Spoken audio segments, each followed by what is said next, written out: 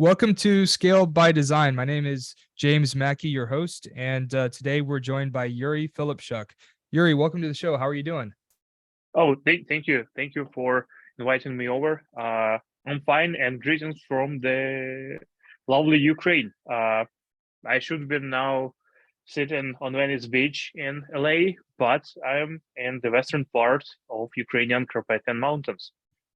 Yeah, and the view you have is really great. I mean, some people are actually gonna be watching this via video. Could you show us just so everybody can see? Yeah, It's really sure, beautiful. sure.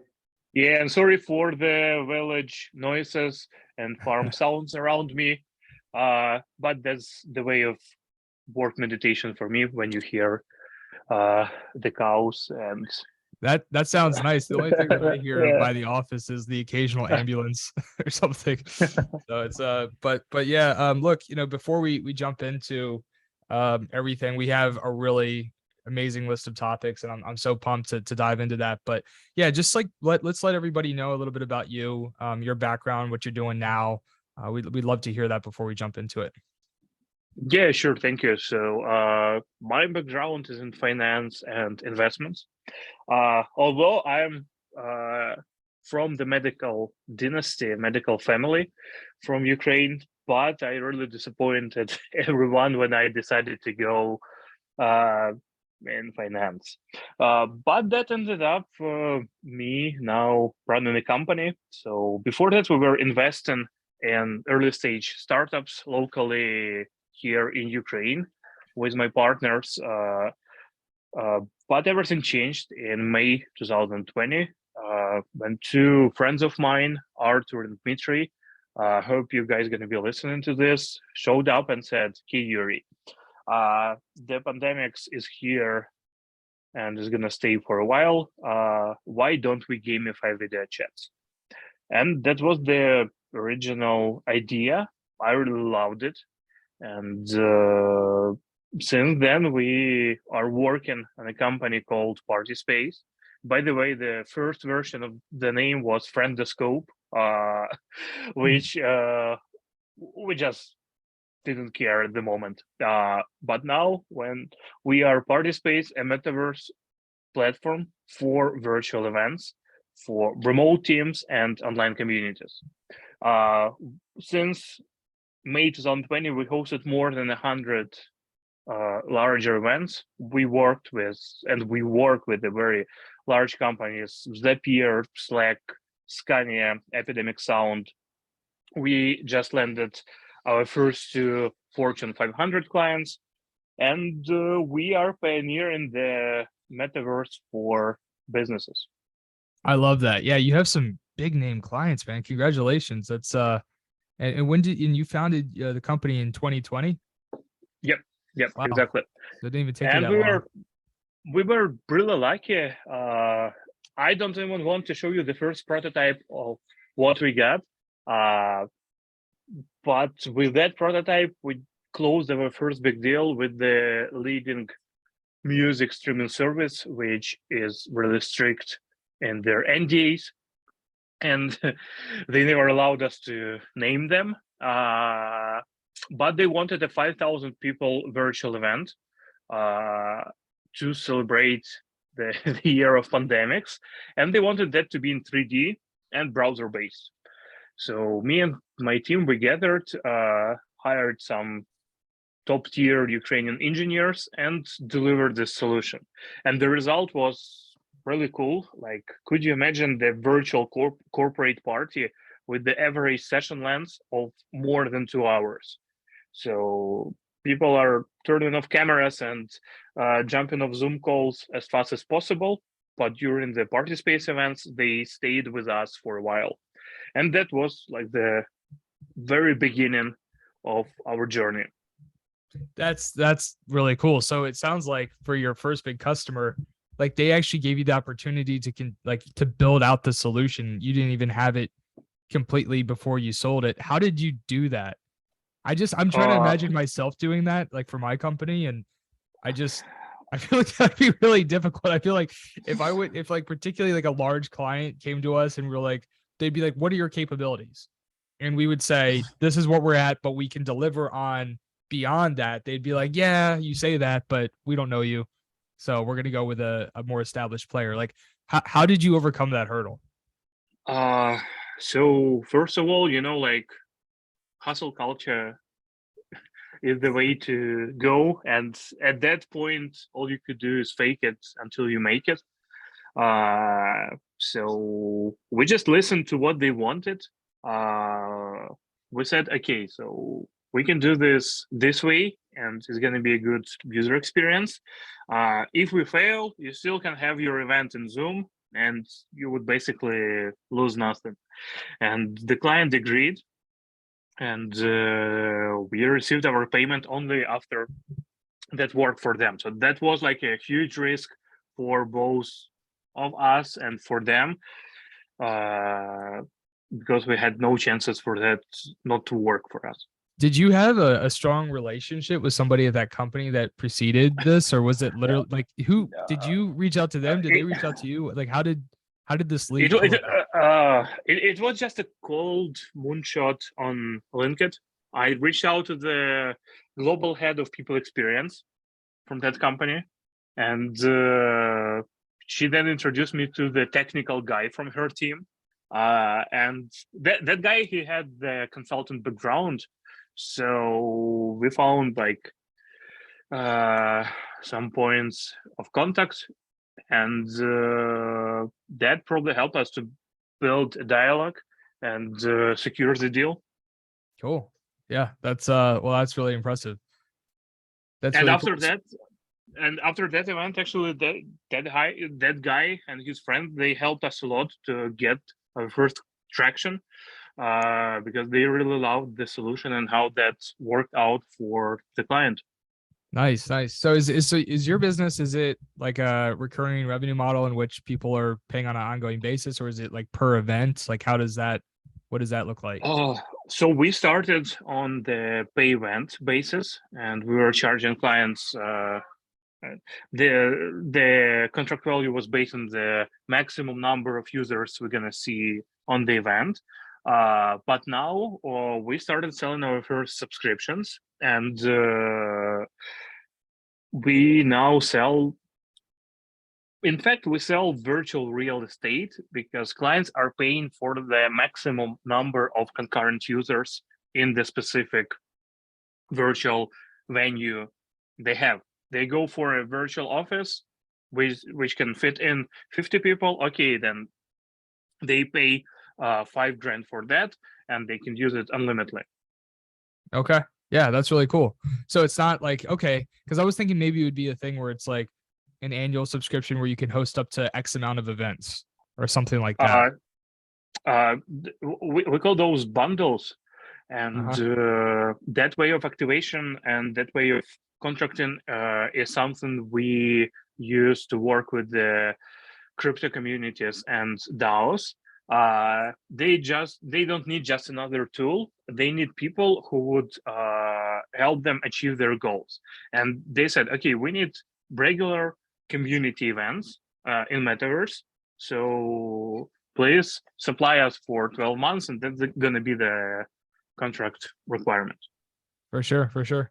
Well, that's really cool. So what's like what are you focused on right now, right? Like what are the biggest challenges to scale or biggest kind of opportunities ahead of you? Like where is your headspace at the moment? So my biggest challenge right now is to secure a proper seed round with good investors. Like people are crying out loud that the market is dead. I'm speaking to funds, and I see that's not true. I want to have the cherry from top fund on my cap table right now, because we're going to be scaling a lot next year in a product-led growth way. And currently, what we are doing, we are preparing the team, the product, the marketing to deliver Halloween and Christmas parties, the hottest period of the year for event platforms. So we are now developing the self-service solution for horror quiz nights. is going to be our beachhead offering, basically Metaverse horror quiz for a remote team, maybe with a celebrity host if I can secure that. That'd be really cool. Yeah, it's definitely going to be cool. And remote teams, they deserve a better thing to hang out on rather than Zoom. So why don't we deliver something fun for them? For sure, for sure. So when you're like just getting back to the fundraising part, are you currently pitching? Or are you getting ready to start getting in front of VCs? Like, where are you in the process? No, so today I talked to two of our existing investors and asked them for intros. I also talked to the fund that reached out to us. So yeah, it was a pitch day for me. Yeah, I'm actively pitching and building book and looking for the lead investor to start with. So I also received commitments from my existing investors to fund us if we need, but I really want to find somebody on the open market. For sure, for sure. So this would actually be, I think, really helpful for people tuning in. Just what are some of the lessons learned fundraising since you did the initial, I think, seed? You also had a previous seed round too, so you're adding on to that. But can you share with us like just some of the lessons learned in terms of how you go about presenting and really capturing the attention and interest of investors? So I always think of fundraising as much as of the dating. If you want to score a goal, you gotta to hit up the partner and the funnel, and you gotta invest a lot in keeping the fund engaged. So it's always good not to show all your best deals and all the strong points you have, because investors are always in a position when it's much more convenient for them not to invest than to invest. So you actually have to build this fear of missing out, otherwise they won't close the deal. As an investor, like in my previous experience, we were usually saying, okay, we're going to invest, and then waiting for a month to see what the team was doing without our money. And now I don't want to be in the same position. I don't want investors to play those games on me. So I'm trying to play my games on them.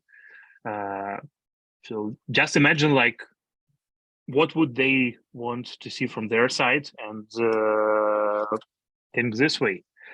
Also, like the vision. If you cannot sell your vision, selling your product, your business, and your team won't help.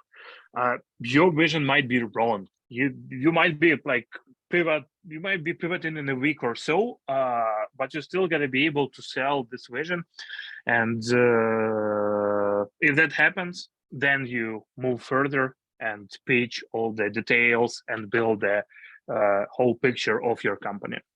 When you're doing like an initial pitch, like how much detail do you really get into? Like, is it pretty high level? It really depends. So most of all, it's really important to understand whether the investor is believing in the virtual events and metaverse, how they aware of the situation. It might be just an educational call where you say, okay, this market is interesting because we see this is happening, those clients are entering the market, those are the predictions. If they are quite familiar with what's going on, then you skip that step and dig in through some numbers or so. And for me, like it's really important to remember that the product market fit is something that's like hard to measure. And probably like in a year or so, it's going to be much easier to say, okay, so we've reached our product market fit that month with that client that year. Right. But while you are in the moment, it's so hard to comprehend. And we are always doing like sessions where we just stop. We try to assess what's going on. We try to see all the patterns and say, okay, so we are probably much closer to product market fit, or it might even happen. What if it happened? Then what we are doing wrong. So, and when you just share like those thoughts with the investor and they understand the way you think, then you're going to be able to close the deal. This is what I can tell you. So, on the previous episode of Scale by Design, we had on Scott Least, which is, he's a revenue advisor in tech. He's worked with a ton of startups and growth stage companies, primarily around Series A, seed round to Series B, somewhere like within that growth stage. And so one of the things that he talks about is really identifying a clear ideal customer profile as part of that, like, product market fit motion. I see like there's obviously a correlation there, but his real focus is like getting really tight on who you're going after. I'm curious, like, what for Metaverse, like virtual events, is there, curious to get your thoughts, like which companies seem to be most interested right now? So speaking of the market cycle, let's get to the beginning. So the Metaverse hype start from Mark saying, okay, Facebook is now Meta. Okay, that was just the beginning. And after that, all the expectations were focused on the B2C side. So people started arguing whether the future of social media platforms is Metaverse or not. After that, major players announced their visions. So Facebook said, okay, we're going to focus on VR. Snapchat said, no, Metaverse is going to happen in AR. A lot of platforms said, okay, that's going to happen in browser. And markets began just comprehending what's behind the Metaverse. And the initial hype for B2C investors and crypto people decreased. And then businesses woke up. And the first thing they did, they called their consultants, analysts from Gartner. They went on G2 and looked like, what are Metaverse for business use cases? And now we are at this stage of the market where businesses are trying to figure out what kind of goal and what kind of Metaverse they should use to reach that goal. So everybody is experimenting, and we are just here to make them experiment on our platform. For sure. And I'm assuming it's like, I mean, looking at some of the logos you have, these are bigger organizations. I what's interesting to me is, like, from your perspective as, founder, CEO, I would almost want my first events, like, wouldn't you want your first events to be with smaller companies so you can test it out on like the Series A companies that are smaller before you go to like straight to like a Zapier or like a Grammarly? I feel like that's a lot of pressure when you're first getting your product out to market. Last year we spent running smaller events. We failed a lot of events, to be honest, and we even failed the United Nations Accelerator event. So for developing countries, so we spoiled some careers of people pursuing their startup dreams from there. But now when we have a bulletproof solution and it's stable, we just go to the best because they have the budget, they have the power of decision, and like 80% of our cases are internal corporate events where remote teams were trying to reconnect, to have some fun, to do stuff together, to present new products internally, etc. And that part of the market where you are selling to HRs and people experience is clear, but is really hard. Like you probably know that that the majority of HR, they are it's not their like passion profession, and those people are not very actively engaged in different communities, schools. Like that's why it's pretty hard to reach to them and suggest that they should use Party.Space over Zoom. And by the way, Zoom is still our biggest competitor. Oh, wow. Like 2022, but when people are considering running internal events, it's much easier and less risk for them to go with Zoom than to try out Metaverse. Yeah, for sure. I mean, it's more of a known quantity at this point, right? So they're like, okay, am I going to take the time to learn about this new thing, or am I just going to use Zoom, right? Like that's, I feel like the hurdle, right? But I mean, that's just like I think over time, more and more people are going to obviously give it a shot. And as you like prove out the model in the business. Hey, I'm curious. So HubSpot managed to educate people that CRMs are not only for big businesses. I think we also going to be able to educate HRs that companies event shouldn't be only in Zoom. For sure. Yeah, I agree. And so is like the tech industry your focus right now? Because I feel like tech would be a little bit more open to. Yeah, more or less, tech companies are more open. But if we measure the visitors in satisfaction, people from non-tech businesses, they are just getting, like a batshit crazy about what just happened. Law firms, for them, this kind of experience was like I don't know. Maybe they're gonna be our. Maybe if we work more with the non-tech businesses, it's going to be easier for us because non-tech people, like it's hard to impress tech people with the Metaverse. Yeah, that's a good point. Gamer there. Tech people have like really high standards probably when it comes to this stuff. And like if you work for like law firms, maybe you're just they're just, I don't know, they're easier to please. I can see that for sure. And by the way, like we saw statistics that the Gen Z, they are not excited about Metaverse at all because they already live in their Metaverses. They play Fortnite, they chat in Discord, they watch streams on Twitch, and this is a sort of Metaverse for them already.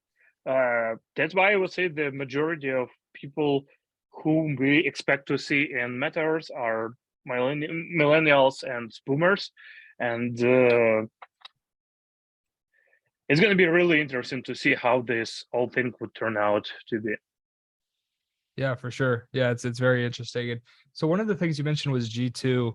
I'm curious, like how much lead traffic that's driving, or maybe you don't want to get into all that, which is fine too. But like, how much how many different providers are there right now on G2 for your industry? Is there like, are there a lot of competitor that, I know you said Zoom's like a competitor, but on G2, I'm like, it sounds like you might be, maybe you place in their category, but I doubt they do they place in your category for Metaverse stuff? We are placed in 3 categories. Okay. The virtual workplace, Okay. Virtual events, and VR collaboration. VR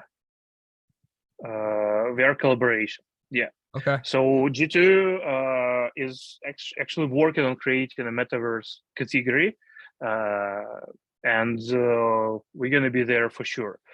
Speaking of leads, speaking of buyers intent, we are receiving like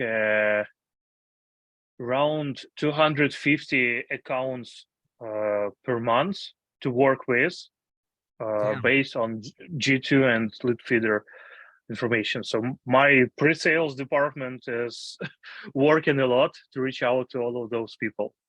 So like, and again, like whatever you feel comfortable sharing, right?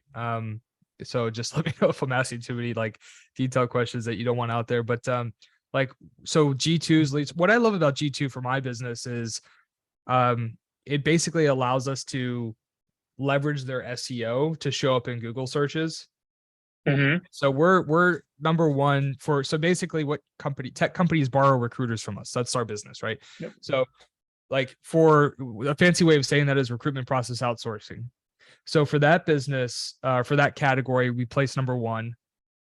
For the category staffing agencies, we place number two. And for recruiting agencies, we place number three. And we're on track for in the next month. We're probably going to be at the top of each of one of those categories, which we're trying to do our disaster in San Jose next month, so we can, market that out that we're top in three categories. But the biggest value add that G2's had is, again, like just people searching on Google and then looking for like the best, agency or whatever, right? And then we come up on G2, and it allows us, it gives us a lot of visibility. So it's definitely been a good driver for us. I mean, I think for us, we have several channels that we're pursuing. But I guess like, that's what I wanted to kind of dive into G2 and see how much traffic you're getting there. Are you close to a category leader in any of these spaces, or how competitive are these categories that you're again? So we received a number of badges. So we are leaders since this spring when we just started being on G2. That's awesome. We also have a rating better than Facebook's Horizon. So it really makes me personally happy to beat Mark there. And the virtual events category is really crowded with a lot of companies there. But when we go to virtual workplace and their collaboration, then the competition there is not really fierce. Right. And we use G2 to collect the buyer's intent data, which is really important because we just need to talk to as many people who are exploring what Metaverse for business is as possible. And this is the great way to identify those. Yeah, we're actually not paying for buyer intent data right now. Like we are paying for G2, but it's like the base package. And Nick, our VP of marketing here, sitting in on this call, like he's, I think, met with G2 a couple of times to learn more about the high intent data. We just haven't made the investment yet. So you think it's definitely worth it? We think it's definitely worth it in our case because for us it's really important to identify those early adopters, and maybe in the high traffic zones like yours it won't be that important, but we want to know when the people from big companies are searching for Metaverse business solutions. What does that workflow look like? So is it like capture high intent data, start email outreach, So G2 is letting us know like the company name and the potential office where those are people from. Then my researchers are digging through the data to identify potential buyers there. We collect a lot of data on roles, and that may vary a lot. And after that, we just reach out to those people to figure out who was that. And before that, just doing the cold outbound, it just didn't work well. Now with this buyer's intent data, the quote per pre-sales manager is being fulfilled each month. And it's still, it's very important for us to figure out what kind of roles are most responsive and most interested to pursue, because we are playing around with all the targeting, and our goal is to move to ABM approach, for which we just need a little bit more data points. Yeah, we're kind of in the process of refining our strategy when it comes to like client outreach. Like we're really tightening that up, and like we're going through our current customer profile a lot right now, and we're trying to identify, like we wrote out probably like 20-30 criteria, some of which we're not even sure if we can actually collect, but we're just really being thorough on just what the profile is. And then we're looking at like what's the ideal customer profile, because basically we're trying to move up our average deal size right now. And so our goal is to, in addition to our current customer profile, which is like startup to growth stage, we're like looking to push more into like late growth stage, like actually some of the logos that you were talking about earlier, right? So that's going to land us at deal sizes between 1 to 2 million annually recurring revenue a year. And that's really the focus. So our thought process behind that is like, we want to push up market gradually. Like my initial thought was like, let's go straight enterprise. But our sales advisor was like, look, let's say you land a $10 million deal. Like, are you going to be able to deliver on that? One, two, are you going to be able to have a high enough win rate to make it worth it? Because you don't know those customers as well as you know growth stage. So if you push up to late growth stage, you're going to know a lot more about them because they're a little bit more similar to earlier growth stage. So it's like a more natural progression, right? So we're going through our current customer profile. We're tweaking to like the next ICP, which like we've landed a couple deals in that deal size. So we're looking at like that data and then trying to figure out, okay, some trends between like what our typical customer looks like and what our bigger customers look like, and trying to draw some correlation. So for instance, if it's like headcount, like our typical customer has between 50 to 200, but the 7-figure deal that we closed is like a 500 person company. So we can see, okay, that's like, like 150% increase in headcount. Is there a correlation between headcount growth and deal size? And so we're trying to use some correlation data basically to try to figure out like, okay, if we want to go from 1 million deal size to like 1.5, is there a trend where if we increase the headcount of the company, that's going to have a relevant correlation to the deal size? Or maybe it's not headcount, maybe it's revenue, maybe it's funding. Like we're trying to find a couple of data points that correlate where we can say, okay, if we increase this, it's going to increase deal size. And it's a really interesting motion because we're getting much more data driven in how we approach moving up market than we have historically. And it's also just a massive lift. Like me and Nick are just getting on a call like an hour and a half a day and just digging through data and thinking about all of these like little data points. Cause there's some things that seem obvious, right? Like revenue, employee count, like just easy stuff. But what we're trying to figure out is like, maybe there's a data point that's not as obvious, but actually has a better correlation, right? To deal Have you size, tried? you know what I mean? Just a quick thought. Have you tried tracking the number of open remote positions? Yeah, we do. Like that's something that we're looking at. It's like open roles that yes, like definitely that's going to be part of it. The only kind of downfall to that sometimes is that sometimes companies come to us prior to posting jobs. So they'll get like budget approval for 100 plus positions. They won't be posted yet. And they'll say like, hey, we need a solution because we only have XYZ number of like internal recruiters.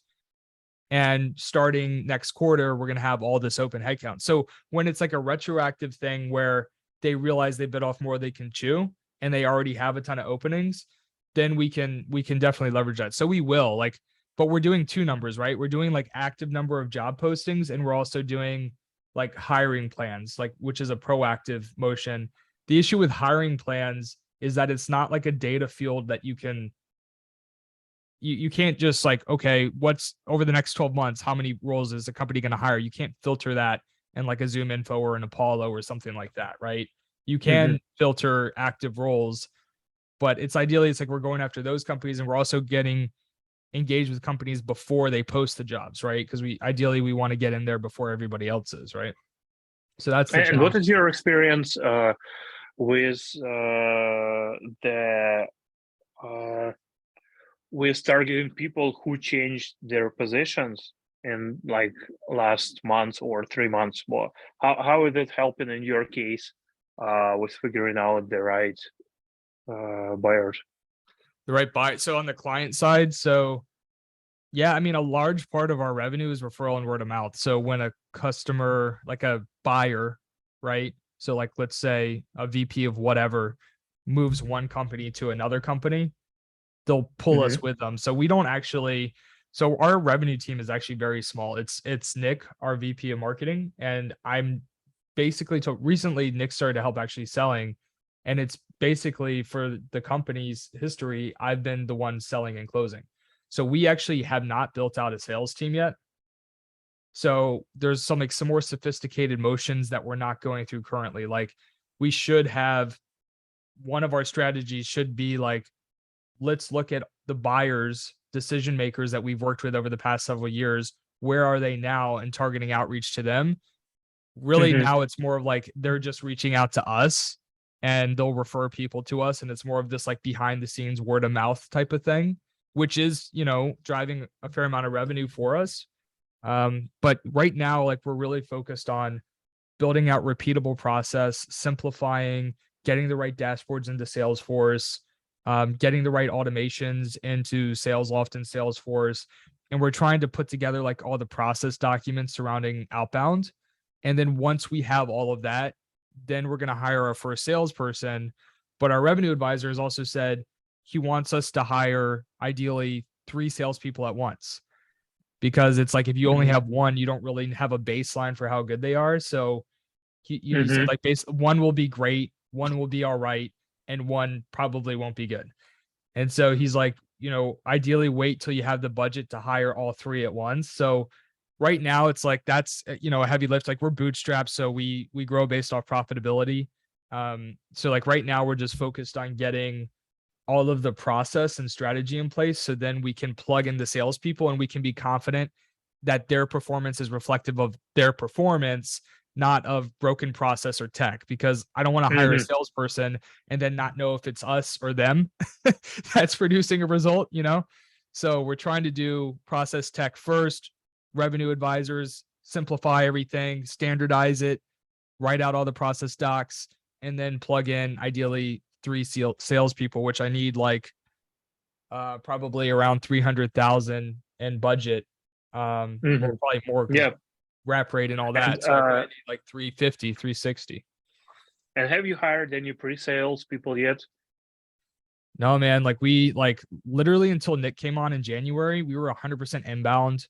People would book discovery calls with me directly. I managed the full sales process. So we were, until we hit 3 million ARR, we were 100% inbound and I was doing everything. And then when we hit 3 million, we hired Nick, and then Nick started opening up some like outbound channels like email, and started like, you know, he accelerated our G2. Like we have like 175 G2 reviews now.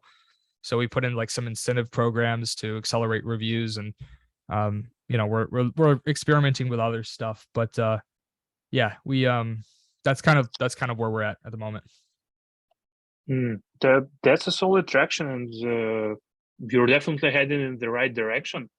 I just want to start scaling like faster, right? Like, well, who doesn't? But like, that's why we're trying to move up market a little bit so we can get, I mean, we're always going to be working with like seed round, series A, series B. That's a core part of our business, but we want to service basically 2 ICPs, right? We want the earlier stage companies and we want the later stage companies, and we kind of have a solution for both of them.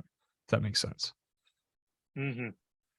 Actually, I just wanted to ask you, what do you think about the virtual job fairs as a thing? So I don't know whether that happens on traditional platforms, and if that was any success or helped to hire better people.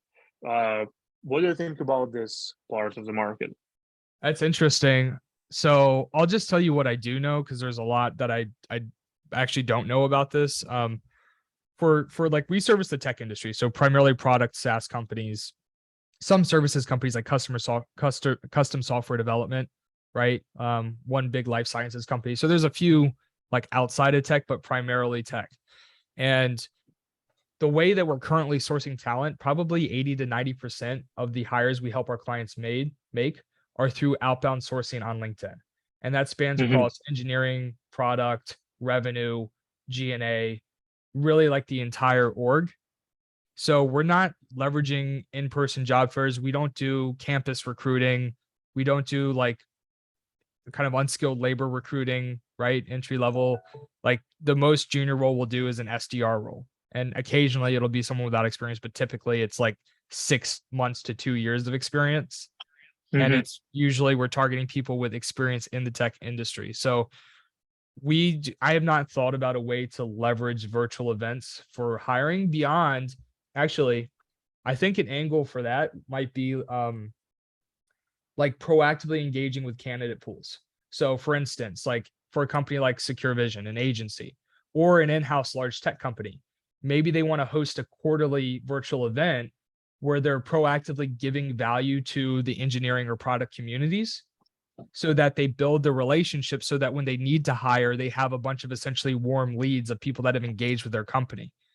So I think that would probably, I mean, I'm kind of like just riffing out loud right now, just thinking through it. But I think that would probably be the biggest opportunity, is like this concept of proactive candidate pools, where it ensures that when the recruiters are ready to reach out, there's already like a warm relationship in place. So basically a brand conferences rather than a virtual job fairs. Yeah. Yeah, it's like what do engineers care about, right? Like what are the biggest challenges they have, the opportunities, what is the stuff that interests them? Same for like salespeople, right? Like what do they care about? And then throwing virtual events for that, branded with the company. And if the company knows like over the next 5 years we're gonna be hiring like 500 engineers, then they're motivated to increase response rates top of funnel when they do their outreach. Yeah, definitely. I remember the first event we made for a tech conference, and we hosted the after party for that in a virtual lounge. And I remember when visitors figure out the bug, which allowed them to do some visual effects on the other people, and they had a lot of fun there. When organizers said, okay, so the platform wasn't working properly, people found the bug, well, how that should be, what we should do, and we just said, okay, just ask them whether they loved it or not. And we received a tons of positive feedback because people just enjoyed it. Yeah, That's but awesome. in your case, hiring people and outsourcing the recruiting people, yeah, that's hard work, and it's like not a nice to have, but must have stuff for companies. And I really envy you, because Metaverse is now still in the nice to have zone. Well, I think it's like, I think the angle there, right, is like, can you attach to must-have industries, right? Like that's one thing we're thinking about a lot right now, and kind of a contracting market is like, we want to look at our existing customer base, look at if there's any correlations between the customers that have not churned due to the market and what industries they're in and what industries their customers are in, taking it a step further, which is harder to figure out sometimes. And then trying to figure out like, all right, for instance, cybersecurity products, like core cybersecurity products, people are going to invest in like in any market. So if we can, part of our ICP we want to develop are like, cybersecurity companies, certain finance, fintech companies, right? Like, and we're going to more robust than that, but we want to figure out which industries are a little bit more insulated from market contractions, as like attaching ourselves to must-have solutions, because our industry, it's a little bit of a different problem. Like yours is like emerging, right? Which is, incredible upside, but it's also riskier. Ours is an established industry, but hiring is cyclical. So we'll have customers that are very happy with us, but like they just don't need to hire right now. Right. So it's like they'll come back. So then it's like, all right, how can we decrease churn, which our churn rates are pretty good for a services company. But still like it's obviously higher than SaaS companies. Right. So it's like, how can we be more sticky? And so one of the strategies there is like, well, flexibility on demand, that helps. People can scale us up or down, right? So that allows us to continue an engagement even if they have to hire less. But then again, it's like being more targeted in the industries that we go after for new customers is kind of how we're trying to tackle that a little bit. Oh, a good friend of mine. So yeah, that was a great insight on the cyclical nature of the business and how that works for you. And then all the investors would say, okay, and what the mod behind your business and how is it defensible? A friend of mine was running a company. He's the machine learning engineer, and he was helping to build the hard skills testing solution for developers, which would allow to hire better people in tech teams. And that was working well. And I remember him saying, okay, so we figure out that improving the hiring rate is fine, but it's for sure nice to have. But what could be a big new thing in the cyclical market during the crisis is the ability to share somebody between like 2 or 3 companies, because the top specialists, they can work on a multiple project, they can be helpful there, and companies would need such people, and these people should be compensated in a proper way. So if and I remember him trying to solve this problem. Yeah, that's important. And it's also like there's an overarching trend there, right? Like there's the market contraction aspect where people are going to be more like maybe they only need a shared resource or a fractional resource, right? Where it's like they're basically sharing a human with 1 or 2 other companies, right? So like that person's working on several projects at once. So there's definitely that cyclical nature to that.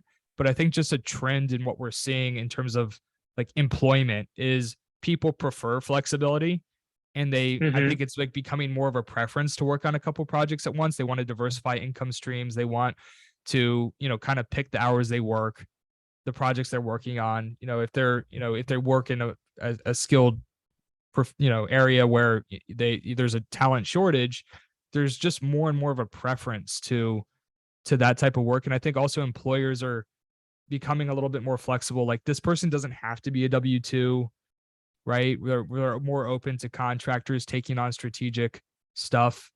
So I think just overarching as a trend in talent acquisition and people functions, we're seeing a lot more flexibility. So I think it's like what your friend is going after makes sense for like more than one reason, right? Like I think it's just the overall trend of where we're kind of heading with employment too. And this seems like a win-win situation to both employers and employees, and that's why you want to work on a tech company, because you just want to level up the game to make it evolve, fractionalize workers. Why not? So it's Yeah, uh, it's interesting, man. It's definitely interesting time to from a hiring and a people perspective. There's just a lot of shifting happening right now. okay. You got a hard stop coming up here, 10:30. Yeah. Okay, I cool. got a hard stop. So that was really nice to talk. Thank you. I really love your approach, and I wish you all the best with making the hiring easier and more fun. And good luck with finding 3 salespeople. We're not there yet. That's I still got to get the budget for that, but yeah, man. And this but has that's a been very smart move. That's a very smart move. I love it. Yeah, it makes sense. I didn't think of it. Can't take credit for it, but I guess I can take credit for finding the right advisor. But yeah, man, this has been a ton of fun. Thank you for coming on the show. I did want to talk to you about Ukraine and how people can support Ukraine and the best ways to do so. So maybe after the show, you could just send us a few links of organizations where people can help, and then we'll drop that in the podcast notes so people tuning in know exactly where to go to support Ukraine. Yeah, sure, I will do that. And please, the best way to support Ukraine right now is to remind everybody, your friends and colleagues, that the war is not over, and people are tired of that across the globe. But it's not over, and without the Western support, Ukraine will fail. That's why, please keep helping, please spreading the word, and I will share some links on how you can help Ukraine. Thank you so much. Thank you, Yuri. We'll talk to you soon. Thank you, man.